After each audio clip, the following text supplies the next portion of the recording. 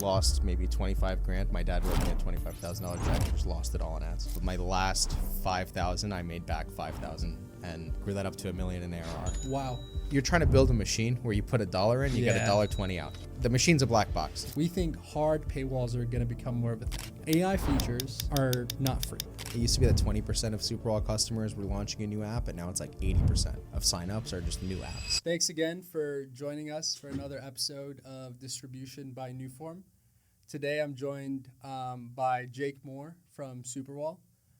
He's done apps before and now runs a startup that's focused on helping you get more revenue out of your users by helping you iterate on paywalls without needing to update your code base. So thanks for joining the podcast. Thanks for having me. Of course. Frankly, I think maybe we can start off with just like a brief introduction.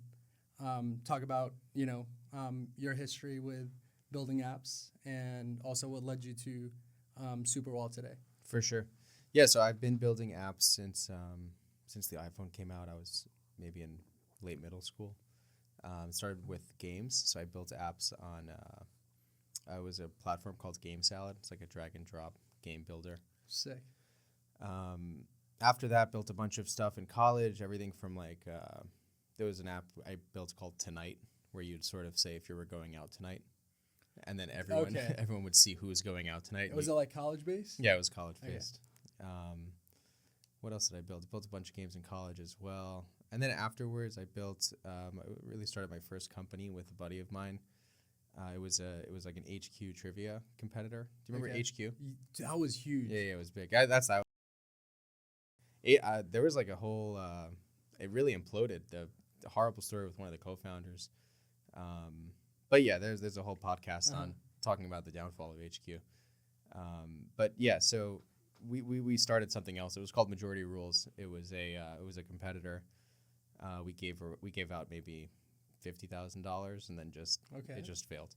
It just failed miserably. But we did sell the business. We sold the business to somebody who wanted to sort of enter the space. So that was in like 2018-ish. And then 2019 I started Fitness AI, which was it was an AI powered fitness app. You started 2019. Yeah, it was before the whole LLM before craze. the whole LLM thing.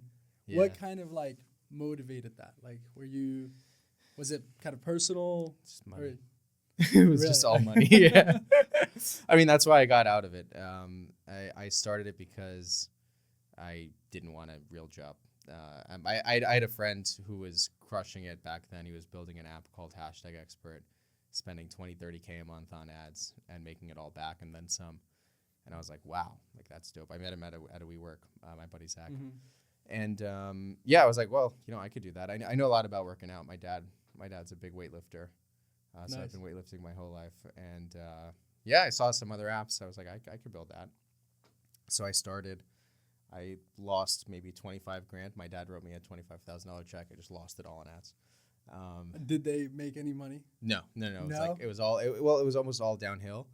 I took out a $25,000 loan from a different investor. It was honestly a horrible story, but also almost lost all of that. But my last 5,000, I made back 5,000. So then I was like, okay, so I got the 5,000 back, spent that, made back 7,000, and grew that up to $1 million in ARR. Wow. Yeah, and that was just me. So just me on marketing, on engineering. It was tough. It was like the last $5,000 that kind of. Yeah, I got lucky.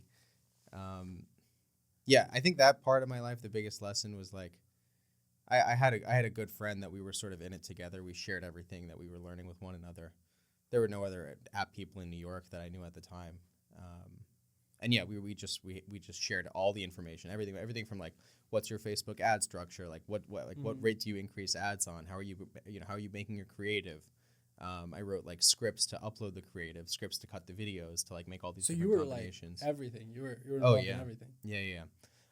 So I started it because it really was to make money. I mean, I wasn't so into fitness, but yeah. So once it started making money, I kind of got a little depressed because I was like, I was so money driven the whole time, and I hit that, and I kind of I don't know. I thought like that. What a bummer. You know, like that because the money really only buys you happiness for around a week.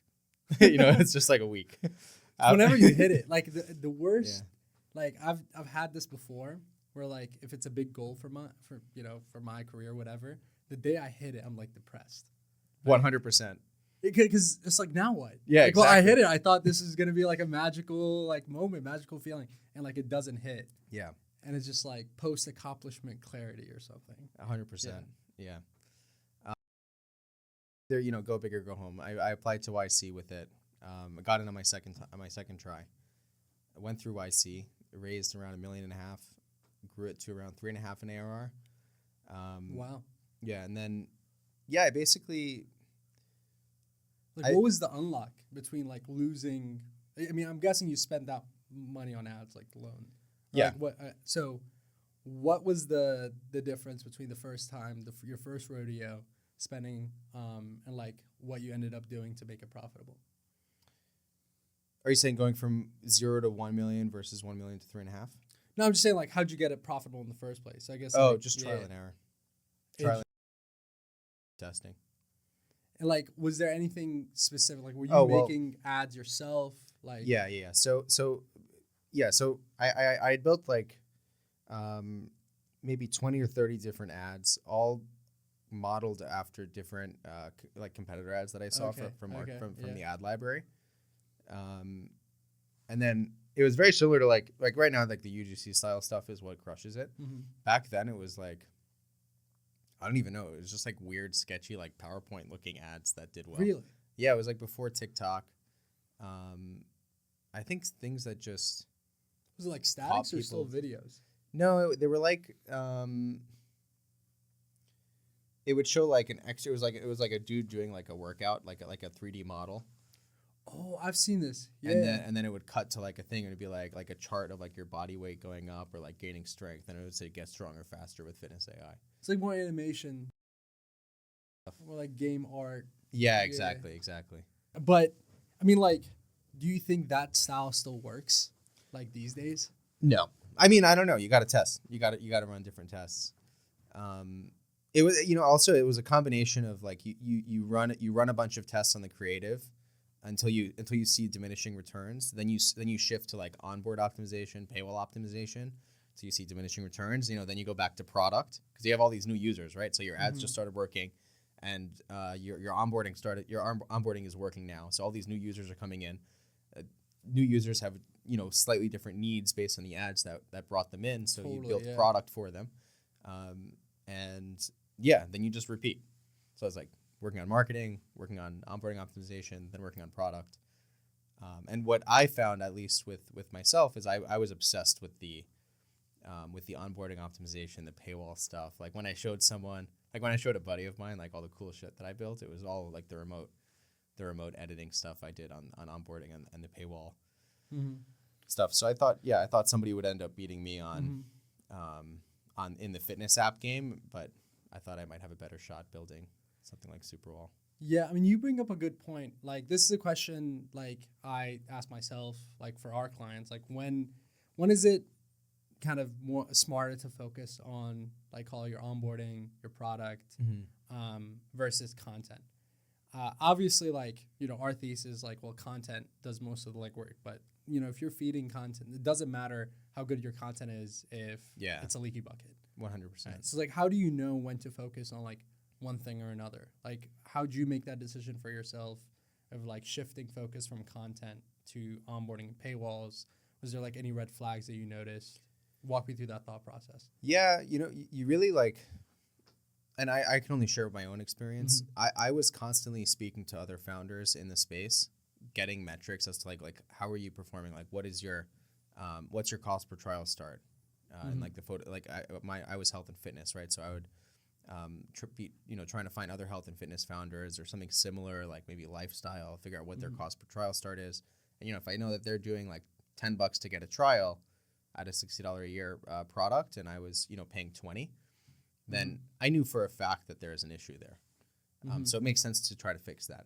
And then, once it would get closer to that 10 number and you start seeing diminishing returns, then you just kind of, you look at your next lowest hanging fruit to try to increase your revenue or let you. It's all about iterating towards. You're trying to build a machine where you put $1 in, you get $1.20 out. Yeah. The machine's a black box. So whatever the lowest hanging fruit is towards iterating that is what you work on next, in my opinion. It's like a greedy algorithm. Have you found it effective at all to like focus on both? Because like my my experience before NewForm was at this startup called Faves. So typical subscription app, and we had this thing where it felt like we were kind of doing some 3D chess because we didn't really know exactly what the content positioning and kind of product positioning and the ads was supposed to be, right? Like we had a few ideas for what it could really be. And then, down the funnel, like we knew different user profiles, reacted to different paywalls. Frankly, it was like playing 3D chess because like we were trying to optimize the content while optimizing the product. Like, have you found a good way to do that? Or is it like, you only working at one thing at a time? It's tough. Like if you're, the more variables you have, the harder it is to know what's correlating with your success. So like if you're testing different creatives and running different onboarding tests, and changing up your product, like it's not impossible, but it means that you have to do a lot more diligence in trying to understand what's working. A lot of noise. Yeah, there's a lot of noise. I like the approach of doubling down on what's working. I think like, like what especially like I think it was like in 2020, 2021, the ad, Apple kind of ruined ad attribution. Yeah. And before that, you can make it like you could get to an exact science of like, these are the ads that are working, these are the users that came from this ad. Now the only reason you would know if something is working is if it's freaking obvious. Like when it's working, it's obvious. Yeah. And that's because attribution doesn't work. That's all you have. But in a way, that's also great because you'll keep searching until something is so obviously working, and then you just double down on it. I think that's the best approach today. Like the bar is raised for what works as like a growth tactic. But once you find it, it's going to be so glaringly obvious. Like, who cares what ad they came from? You know exactly which one they came from because you have a video going like viral, and it's just obvious. Yeah. Yeah, we have noticed that. Like, I mean, you run a bunch of ads, right? Let's say you have 100 ads that you run. Maybe the average one obviously sucks. Maybe like the top 30 are okay, but even within the top 30, you probably don't care about the 25th. Yes. You probably only care about the top 5. Yep. Maybe the top 10. Yep. And then of those, there's one that's like your like golden pony. Yeah. Like it's true as you zoom in, right? Like we've seen it happen where like an ad account can spend $1 million on a single ad. And a lot of people are puzzled, like we'll keep making ads and sometimes we can't beat that top ad, right? And I think like a bit of it is just like we think ads kind of, age like fine wine. So that data just kind of simmers there, and like Facebook loves to stick with an ad that they know like has already kind of been validated, been tested. But yeah, like I guess it's the same thing with like paywalls, right? And like models for kind of freemium. Like, what do you think it's as obvious there, or do you think it's more incremental? I think no, it's incredibly incremental. Okay. Like, how does the paradigm like shift when thinking about testing paywalls versus testing content? Because it's not just throw it in an ad group, right? Yeah. Well, so at a certain point, when you first launch your app, everyone is seeing the paywall for the first time. If you have some freemium component, at a certain point, most of the people seeing the paywall actually aren't new installs. They're like people who are like a week to 6 months old. Is that bad data? It's not bad data. It's just they've already seen the paywall during onboarding, so you should probably show them something different. Okay. So it's you really need to think of it as like a journey, like a user journey. So like so an ad, trying to get someone to download your app from an ad is like fishing. Like it either works or it didn't. Once they install it, you have to map out like their first 60 days. 60 days. Something like that, yeah. Okay. I think I read once on average 60 days is like what you have before a user will. After 60 days, if they're not using your app, you can assume your app's deleted. So you have around 60 days. But like most of these conversions, at least a trial, All of them are happening in the first couple of days. Yes, not first couple minutes. Yeah, ideally, for sure the first day. So what you need to do is essentially say, okay, when they first download the app, you're gonna have some paywall moment during onboarding. Mm-hmm. You have to make sure at least 90% of installs are seeing a paywall. Like table stakes, 90% of your installs 90%. need to be seeing a paywall in the first session. That might be even before a sign up though. Like some sign up funnels are like 90% drop off. 100%. And if you have a 50% install to sign up, you better show the paywall before sign up. Okay. Like, have you seen that work for other apps? 100%. Not only that, they're linearly correlated. Like we've seen people who go from 40% install to paywall view to 80% install to paywall view, and revenue will just double. Wow. Yeah, and I knew it was correlated. I didn't realize like that much. Yeah, we looked at hundreds of millions of data points on exactly like how correlated they are for the top apps on Superwall, and yeah, it holds. If you double your paywall view percentage, then revenue will almost double. And is that like, when you mean the percentage, you're talking about kind of install to paywall view? Paywall view. Yeah. You're not talking about like on a day-to-day basis. Like on a day-to-day basis, does it still matter to like kind of keep flashing that paywall, or is it less effective? It matters, but you can't like it. You want to make it high. But if you just show a paywall on app open, let's say you show a paywall on app open. Right. It does pretty well. It's better than not showing a paywall on app open. But people are conditioned to see like, okay, open an app, pop up, X out. Yeah. Like it's a very automatic approach. So what you want to do is find, okay, like when a non-subscribed user, so non-paying user opens your app, not from a download, what actions do 90% of them take? So like if you're building like a workout app and you're on the free version, I found that people were like changing muscle groups. Okay. It was like 90% of people that opened Fitness AI who weren't paying would mess around with the muscle groups. So I put the paywall on that action. And so, like, would you like gatekeep it, or is it just a flash? Tapping it would open the paywall. Interesting. And if you X out of it, can you continue the flow? I don't remember. Okay. But with Superwall, you can remotely configure that. Oh, wow. Yeah, you can choose like after the fact if I want anything to be gated or not. You tag all these places. We call them placements. And then, you can remotely decide like, okay, this I want to be gated. Or you could send us how many times they tapped it. And you could say, I want you to be able to do 3 of these or 5 of these before showing a paywall. So you can configure all that logic on Superwall. Yeah, all on the fly. Nice. My old app, we used to do this all manually, and it was like an absolute keeping track of all the logic, and like you got to think about like reactivations, and like that would always screw things up. Totally.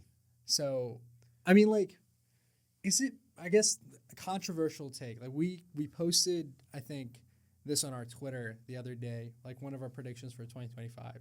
We think hard paywalls are going to become more of a thing. And hear me out. Like, like this is my thought. AI features are not free, right? Like apps were effectively like, maybe a little bit of cost, right? Maybe some cloud storage, some cloud costs associated. But like we're seeing like a real class of apps right now where like their top users cost them like more than a couple bucks a month to maintain. Yeah. Right? Like it's still a small, but if you think about like freemium apps have always been supported by the 5 to 10% who pay, maybe even a little bit less. So now we're seeing this like, if 90% of your users aren't paying, like what is your strategy to just not lose cost? So we've heard it from a bunch of founders that are like, we actually do a hard paywall because we want to get rid of you if you're not paying, right? So what's your take on that? I think if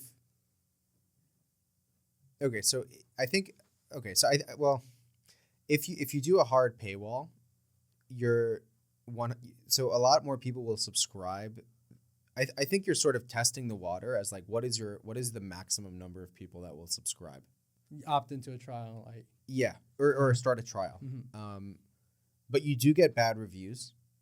That's for sure. We have this one client have a 4.9 star with rating, thousands of reviews. Yeah. Hard paywall completely. I don't know. I've seen it work. I've seen it not work. Uh-huh. But I think it's a great way to see like let's say you have a paywall in onboarding and your install to trial start is like 7%. Okay. And then let's say you just change it to a hard paywall, it'll probably go up to like 12%.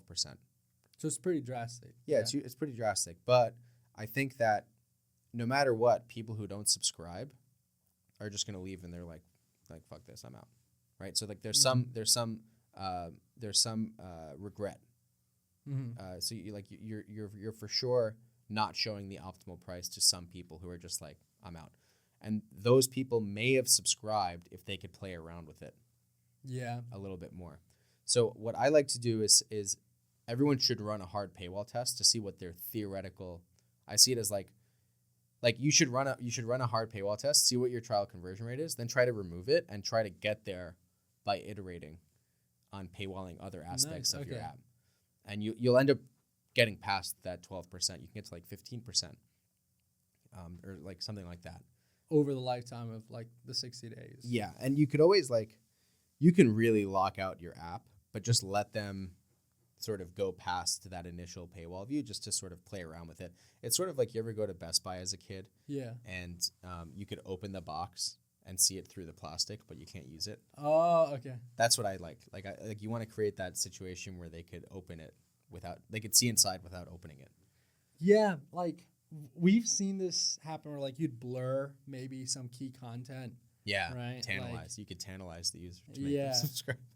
There's a lot of ways you can like really pique interest, personalize it. Oh, like you've seen this with like the Q&A apps. Yeah.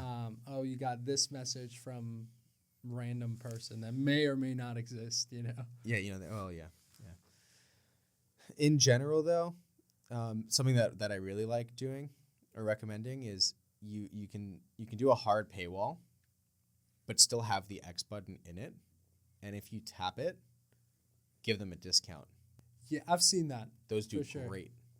They do great because it gives you a way to show, like, it's all about showing the right price to the right person. So pretty much like almost all software is there's a fixed marginal cost. There's almost zero marginal cost, which means every user is good. Most of your cost is a fixed cost. Most of your cost comes from building it, right? So if someone's willing to pay you $1 versus $100, usually it's worth it. So long contribution margin is almost always positive. Exactly. Yeah. So that really means it means that your optimal price isn't the same for everyone. So you want to show everyone personalized pricing that makes sense for them. We have almost everyone does this already. They show like cheaper prices in Europe and cheaper prices in tier 3 countries, but people take it a step further by like in New York and California, usually half the revenue in your U.S. market, or like 40% of the revenue, is coming from a combination of New York and California. Wow. And then flyover states, you should probably show tier 2 pricing too. Really? Yeah. Why not? You've seen this. Oh, yeah. Within the U.S. Absolutely. And then not only like that's just a geographical indicator as to how your what demand might be for the user based on willingness to pay. But you could also do things based off of the device type. So if someone has like an iPhone 12, low propensity to pay. Even so, can you do that on Superwall? Like customize it based off of device? Absolutely, yeah. And the more onboarding questions you have, the better, because you can correlate. SEs are the worst. I remember because they have the most bugs and they never pay. Yeah. I mean, also, people don't really.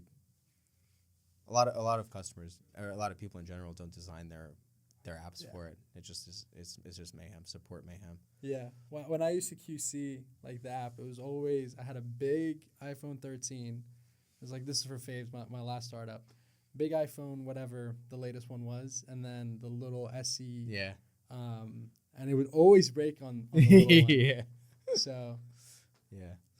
And then days since install is another one. Days since install? Yeah. So then you'd like adjust pricing based on that? Mm-hmm. Yeah. So like flyover states, discount. If it's over 24 hours, give them a discount. You can go based on the number of times they've seen the paywall. If they've seen the paywall 100 times, like, they're not paying, right? So if they've seen it even 3 times, they're probably not paying. So give them a discount. It's all about showing the right price. What do you think about like email, SMS, Great. like with that?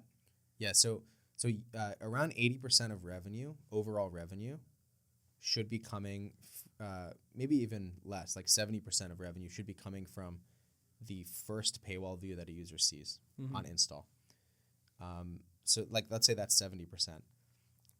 Around 20% could come from, the remaining 30% is either going to come from like a day 2 through day 60 purchase in the app, or from some email they saw, or from some text that they received with a discount.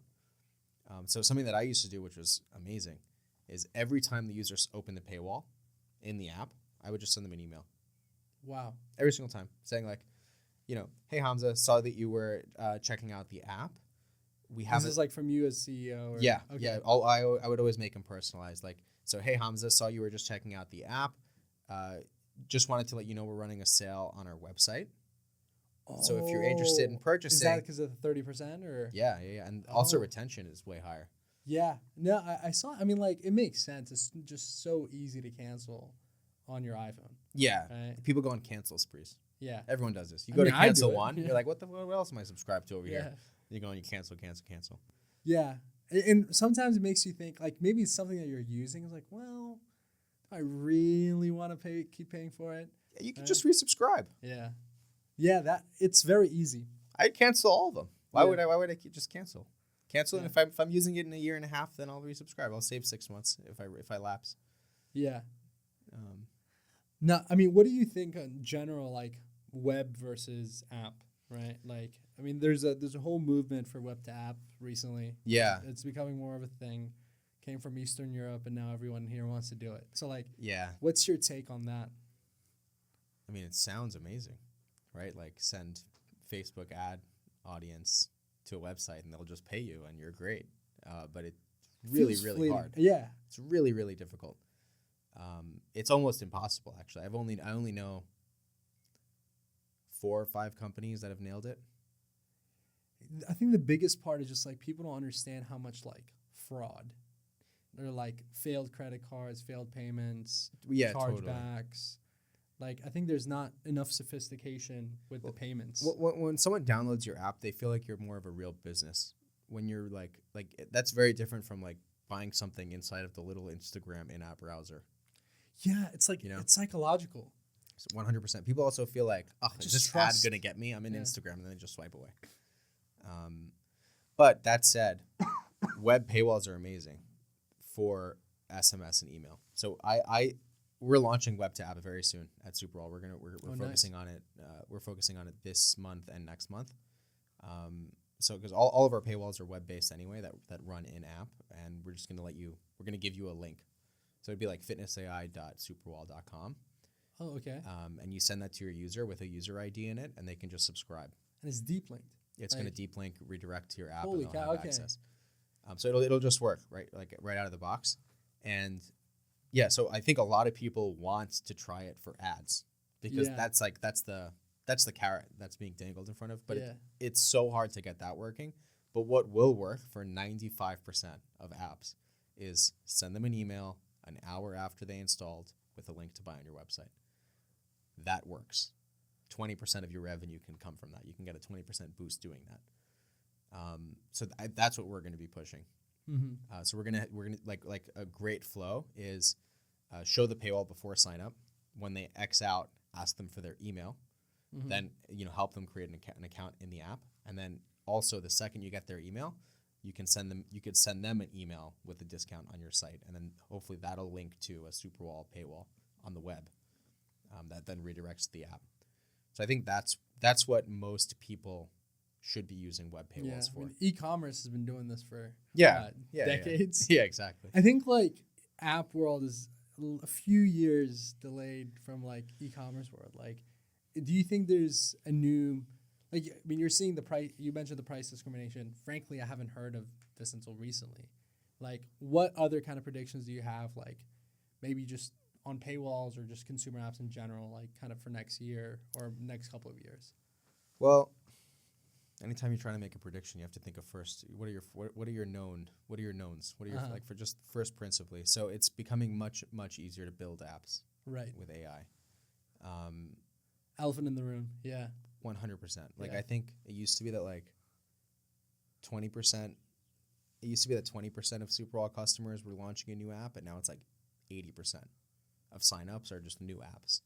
Dude, holy cow. Yeah, so it's a huge wave of people who've always wanted to build an app, didn't have the technical know-how, but now they do. Basically, anyone who was like wanted to be a PM could now build an app on their own. Wow.